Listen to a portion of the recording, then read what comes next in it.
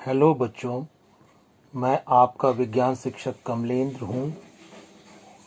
आज हम लोग अध्याय 10 प्रकाश, परावर्तन तथा अपवर्तन के आर्टिकल 10.2.1 के अंतर्गत गोलीय दर्पणों द्वारा प्रतिबिंब बनने से संबंधित जानकारी प्राप्त करेंगे।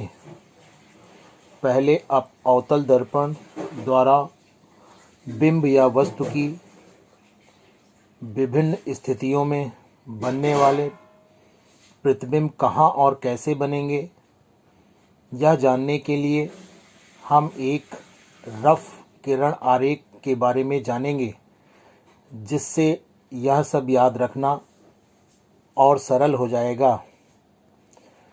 अब आपके सामने एक रफ किरण आरेख है, जिसे आप कभी भी कहीं भी रफ कॉपी में खींचकर अवतल दर्पण द्वारा बनने वाले प्रतिबिंबों के बारे में जान सकेंगे। इस किरण आरेख में आप देख रहे हैं एक अवतल दर्पण बनाया गया है। अवतल दर्पण दिखाया गया है जिसमें ध्रुव को बिंदु P से, उसके फोकस को कैपिटल F से और उसके वक्रता केंद्र को कैपिटल C से दिखाया गया है।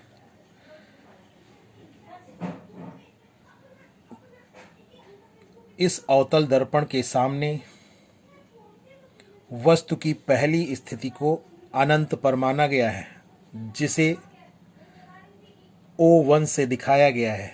यहाँ पर O शब्द ऑब्जेक्ट से आया है। वस्तु या बिंब को अंग्रेजी में ऑब्जेक्ट कहते हैं। O1 से अर्थ ऑब्जेक्ट की पहली स्थिति से है। इसी प्रकार दूसरी स्थिति को O2 से दिखाया गया है, जो कि अनंत और वक्रता केंद्र के बीच की स्थिति है। तीसरी स्थिति को O3 से दिखाया गया है, जब वस्तु वक्रता केंद्र पर स्थित होती है उसके लिए। O4 से चौथी स्थिति को दिखाया गया है, जब वस्तु वक्रता केंद्र और फोकस के बीच स्थित होती है। पांचवी स्थिति को O5 से दिखाया गया है, जबकि वस्तु फोकस पर स्थित होती है। छठी स्थिति को O6 से दिखाया गया है, जबकि वस्तु फोकस और ध्रुव के बीच होती है। इसी तरह से वस्तु जब पहली स्थिति में रहती है तो उसके प्रतिबिंब को I1 से दिखाया गया है, जो कि फोकस पर उल्टा और वास्तविक बनता है, छोटा बनता है। इसी प्रकार O2 स्थिति का प्रतिबिंब I2 वाली स्थिति में बनता है। ये I2 स्थिति फोकस और वक्रता केंद्र के बीच स्थित है।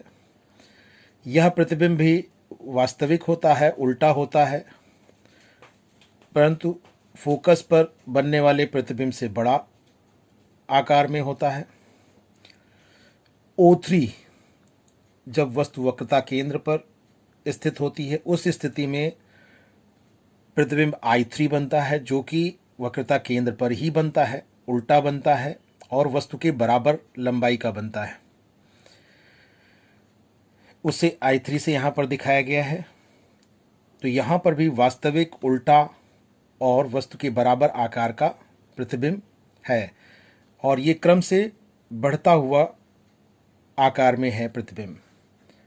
F1 पर सबसे F पर सबसे छोटा, उसके बाद वक्रता केंद्र और फोकस के बीच उससे बड़ा, फिर वक्रता केंद्र पर इससे भी बड़ा, I3 I2 से भी बड़ा होता है।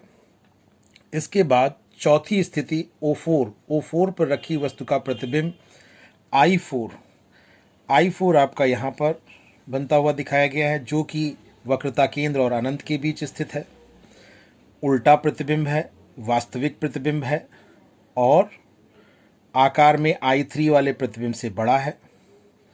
इसी प्रकार पांचवी स्थिति, जबकि वस्तु फोकस पर स्थित होती है, उस स्थिति में जो प्रतिबिंब बनता है वो I5 होता है, जो कि अनंत पर बनता है और उल्टा बनता है, वास्तविक बनता है और वस्तु से काफ़ी बड़ा बनता है। छठी स्थिति O6 पर स्थित वस्तु का जो प्रतिबिंब बनता है वो I6 दर्पण के पीछे बनता है, अवतल दर्पण के पीछे बनता है।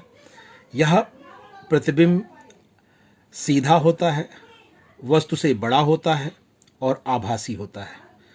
इस प्रकार 6 स्थितियों में जो प्रतिबिंब बनते हैं उनके बारे में हमने जाना।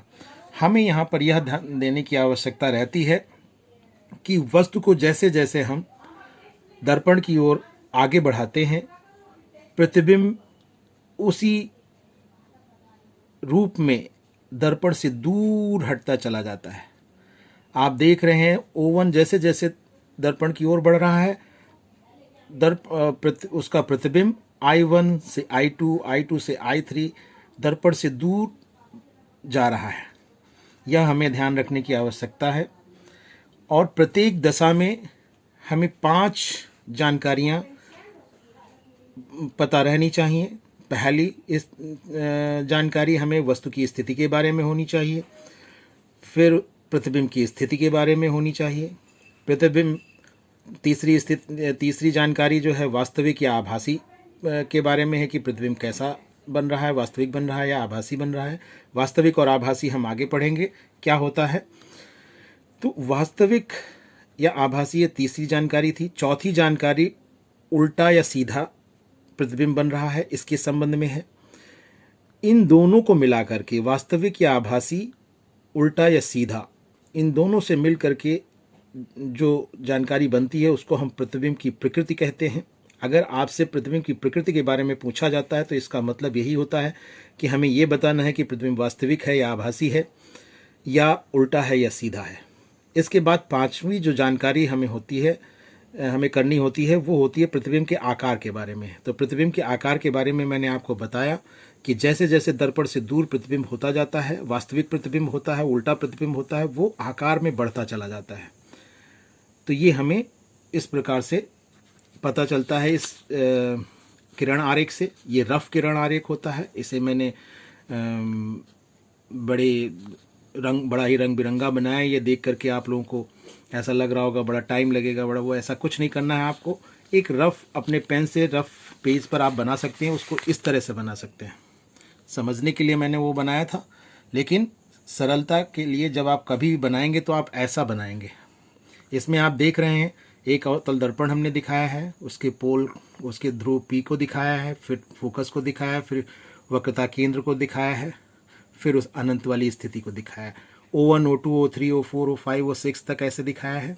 फिर नीचे प्रतिबिंब की स्थिति को I1, I2, I3, I4 और I5 और साथ ही साथ I6 एकदम वैसा ही है, बस केवल ये साधारण एकदम चित्र बनाया गया है। और यही साधारण चित्र आप बना करके समझ सकते हैं। यहाँ पर मैंने आपको लिख दिया, ये सब आपको लिखना भी नहीं रहेगा। आपको जब अच्छी तरह समझ में आ जाएगा ये तो ये सब चीज़ें लिखने की कोई आवश्यकता नहीं रहती है, लेकिन समझने के लिए ये सब लिखना ज़रूरी होता है। जो बच्चा सीख रहा होता है उसके लिए ज़रूरी है ये सब चीज़ें लिखना, इसीलिए मैंने लिखा है। लेकिन जब आप रफ में बनाएंगे तब ये सब लिखना आवश्यक नहीं है, क्योंकि ये सब आपके दिमाग में स्वतः आ जाएगा कि दर्पण से दूर प्रतिबिंब जा रहा है और वस्तु जो है दर्पण की ओर जा रही है, और प्रतिबिंब का आकार जो है वो बढ़ रहा है इस दिशा में दाईं से बाईं ओर। और साथ ही साथ जितने भी प्रतिबिंब I1 से लेकर के I5 तक आपको प्राप्त हो रहे हैं सब उल्टे और वास्तविक प्राप्त हो रहे हैं। केवल I6 प्रतिबिंब जो होता है वो सीधा होता है, बड़ा होता है और आभासी होता है प्रतिबिंब होता है, जो दर्पण के पीछे बनता है, अवतल दर्पण के पीछे बनता है। बस इतना ही जानकारी इस समय हम लोग प्राप्त करेंगे। शेष जानकारी अगले वीडियो में। धन्यवाद।